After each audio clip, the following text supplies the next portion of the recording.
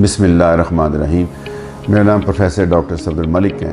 आज आपसे मैं एक ऐसा मौजू डिस्कस करूंगा जो मैं समझता हूँ बहुत ही अहम है, और वो ये है कि अगर ख़ातून प्रेग्नेंट हो जाती हैं तो उसको अपनी प्रेगनेंसी में पहला अल्ट्रासाउंड कब कराना चाहिए और क्यों कराना चाहिए। सबसे पहले उसका मैं जवाब देना चाहता हूँ कि पहला उसका जो इंडिकेशन है, जो उसकी सिग्निफिकेंस है, वो कहते हैं डेटिंग स्कैन, कि आपकी जो अल्ट्रासाउंड पे डेट आ रही है उस बच्चे की,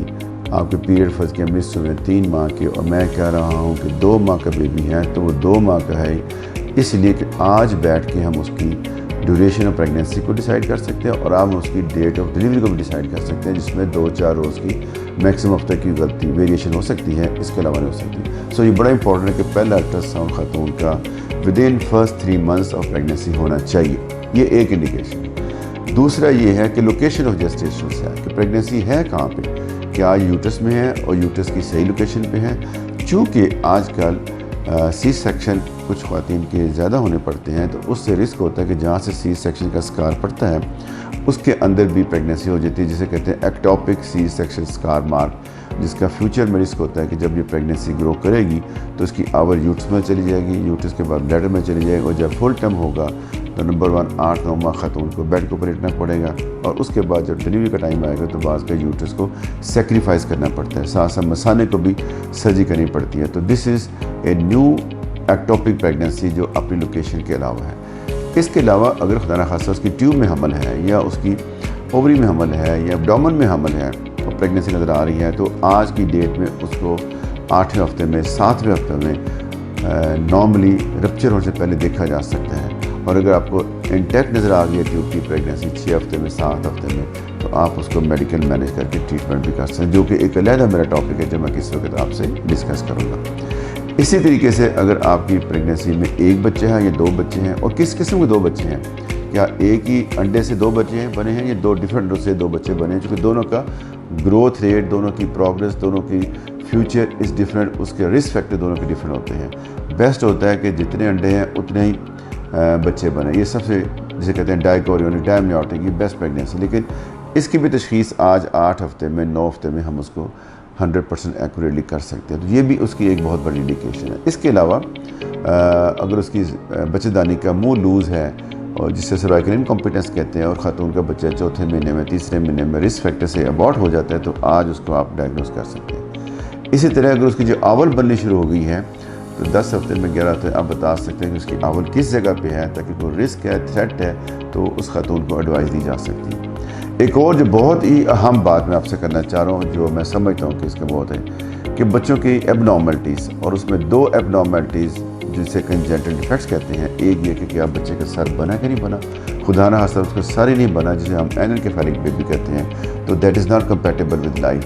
तो आज 11 हफ्ते पे 10 हफ्ते पे लेट मी एश्योर यू वो 100% डायग्नोस किया जाता है। अगर खुदा न खास्ता किसी ने वो मिस कर दिया 11 हफ्ते 12 हफ्ते पे, और फिर जाके 18 हफ्ते पे या 20 हफ्ते पे चेक किया, तो उस वक्त बच्चा इतना बड़ा हो गया होता है, तो बात क्या वो नॉर्मल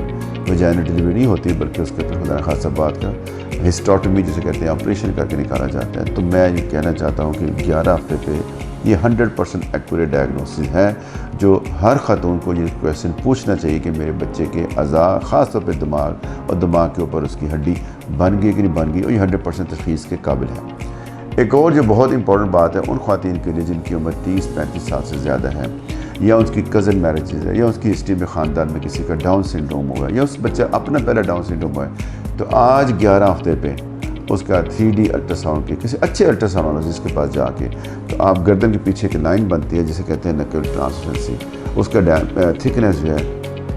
लेस देन 0.3 या 0.4 सेंटीमीटर या 4 मिलीमीटर से कम होना चाहिए। अगर वो ज़्यादा नज़र आ गया है तो उसको प्लीज़ आज ही वार्न करना चाहिए। बाकी इन्वेस्टिगेशन जिसको कहते हैं कोरोनियल सैम्पलिंग की जरूरत पड़ती है, तो वो की जाए, तो उसको कंफर्म किया जाए कल को बेबी उसका कोई डाउन सिंड्रोम में या और कोई ट्राइसोमी नज़र तो नहीं आ रही, ताकि उसको आज तशख़ीस हो कि वो पुरसकून ज़िंदगी अपनी गुजार सके। ये तो है यूट्रस में बच्चेदानी के अंदर। इसके अलावा 2 बहुत अहम चीज़ें और जो मैं आपसे शेयर करना चाह रहा हूँ, वो ख़वातीन जिनके अंदर फाइब्रॉइड्स हैं, जिसको रसोलियाँ कहते हैं, अगर उसमें किसी किस्म की रसोली है, तो आज प्रेगनेंसी के दौरान आप बता सकते हैं ये किस किस्म की रसोली है, जो बच्चे को कितना इफेक्ट कर रही है, यूट्रस से बाहर किस किस्म गई है। कल को बच्चे की ग्रोथ के अंदर अगर डिफ़िकल्टी आ रही है, तो आपके जहन में होना चाहिए कि इसके ये फाइब्रॉइड इसको डिस्टर्ब कर रहे हैं।